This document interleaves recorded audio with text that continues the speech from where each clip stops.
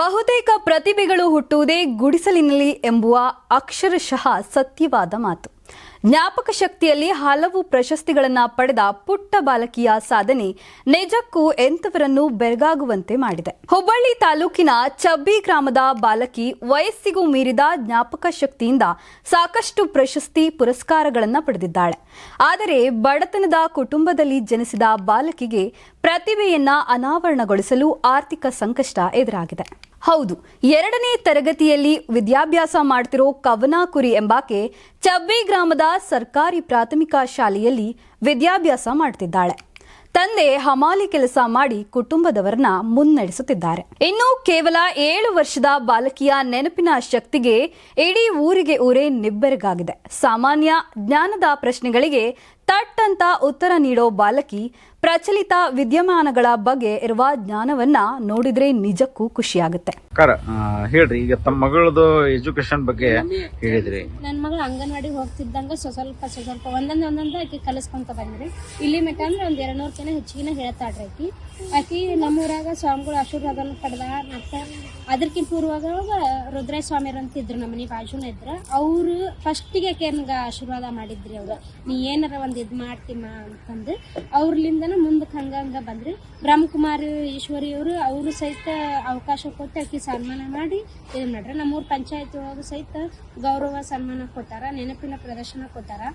ಮತ್ತು ಹಾವೇರಿ ಒಳಗ ಪಂಡಿತ್ ಪುಟ್ಟರಾಜ ಗವಾಯಿಗಳವ್ರ ಹುಟ್ಟಿದ ಹಬ್ಬದ ನಿಮಿತ್ತವಾಗಿ ಅಲ್ಲಿ ಸಹಿತ ನೆನಪಿನ ಪ್ರದರ್ಶನ, ಗೌರವ ಸನ್ಮಾನ ಅದು ಮಾಡ್ಯಾರ.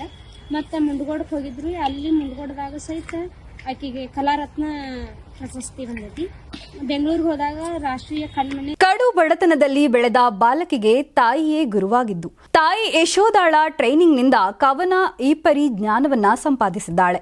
ಬೆಂಗಳೂರು, ಮೈಸೂರು ಸೇರಿ ಹಲವೆಡೆ ಕಡೆಗಳಲ್ಲಿ ಕವನ ಪ್ರಶಸ್ತಿಗಳನ್ನು ಕೂಡ ಪಡೆದಿದ್ದಾಳೆ. ಬೆಂಗಳೂರೊಳಗ ರಾಷ್ಟ್ರೀಯ ಕಣ್ಮಣಿ ಕನ್ನಡ ರಾಜ್ಯೋತ್ಸವ ಪ್ರಶಸ್ತಿ ತಗೊಂಡ್ರಿ. ಶಿವಮೊಗ್ಗದಾಗ ಕರ್ನಾಟಕ ಜ್ಞಾನ ರತ್ನ ರಾಜ್ಯ ಪ್ರಶಸ್ತಿ ತಗೊಂಡ. ಮತ್ತು ಇಲ್ಲೇ ನಮ್ಮ ಸುತ್ತಮುತ್ತ ಸಣ್ಣ ಪುಟ್ಟ ಹಳ್ಳಿ ಒಳಗೆ ಸಣ್ಣ ಪುಟ್ಟ ಸನ್ಮಾನ, ಶಾಲು ಮಾಡಿ ಇಷ್ಟು ಬಂದವು. ಮತ್ತು ನಮಗೆ ಹೆಚ್ಚಿಗೆ ಯಾರೂ ಸಪೋರ್ಟ್ ಇಲ್ಲರಿ. ನಮ್ಮ ಮನೆಯವ್ರಿಗೆ ಸಿಮೆಂಟ್ ಹಮಾಲಿ ಕೆಲಸ ಮಾಡಬೇಕು, ಮರುದಿನ ಬರಬೇಕು, ಅದು ಬಿಟ್ಟರೆ ಮತ್ತೆ ಯಾರೂ ಇಲ್ಲ. ನಮ್ಮೊಳಗೆ ಒಬ್ಬರು ಟೀಚರ್ಸ್, ಒಬ್ಬರು ಡಾಕ್ಟರ್, ಇವ್ರು ಬಿಟ್ಟರೆ ಜಾಸ್ತಿ ನಮ್ಗೆ ಯಾರೂ ಸಪೋರ್ಟ್ ಇಲ್ಲ.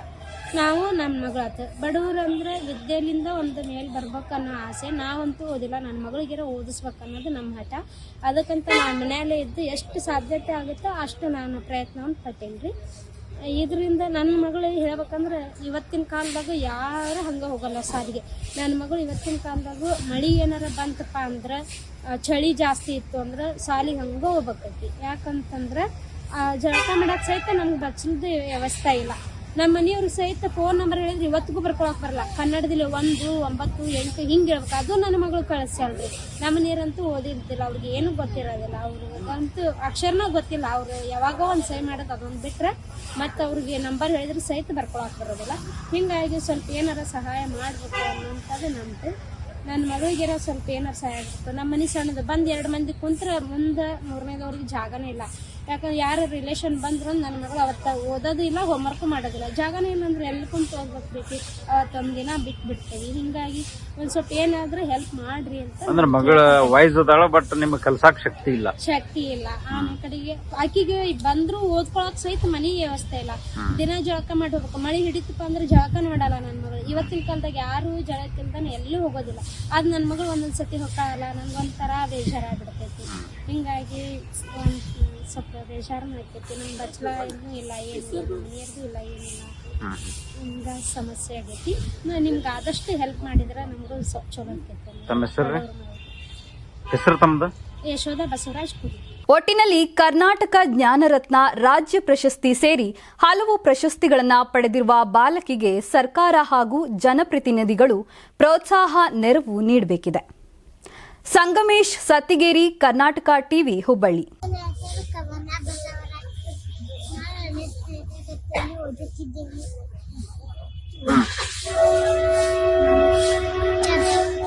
ಮಕ್ಕಳಲ್ಲಿರುವ ಒಳ್ಳೆಯ ಗುಣಗಳು ಬೇಗನೆ ಆಗಬೇಕು, ಹಲ್ಲಬೇಕು, ಮುಖವನ್ನು ತೊಳೆಯಬೇಕು, ರಕ್ತದ ಶಾಂತಿ ಹೋಗಬೇಕು, ಊಟ ಮಾಡೋದ್ರಿಂದ ತೊಳೆಯಬೇಕು,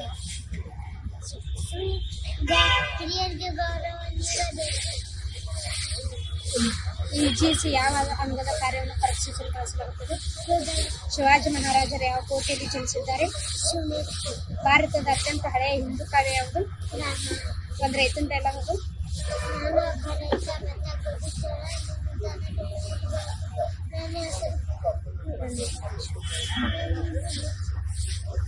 ಕನ್ನಡದಲ್ಲಿ ಜ್ಞಾನಪೀಠ ಪ್ರಶಸ್ತಿ ಪುರಸ್ಕೃತರು ಪಡೆದರು ಒಟ್ಟು ಎಷ್ಟು ಜನ ಮತ್ತು ಅವ್ರ ಹೆಸರು?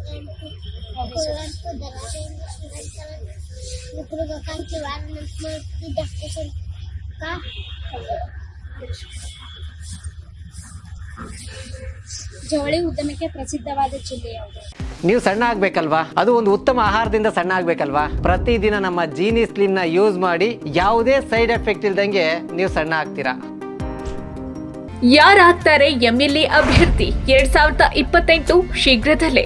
ಪ್ರತಿದಿನ ಒಂದೊಂದು ಕ್ಷೇತ್ರದ ಟಿಕೆಟ್ ಆಕಾಂಕ್ಷಿಗಳ ಸಂಪೂರ್ಣ ಮಾಹಿತಿ ಪೊಲಿಟಿಕಲ್ ಜರ್ನಲಿಸ್ಟ್ KM ಶಿವಕುಮಾರ್ ಅವರಿಂದ.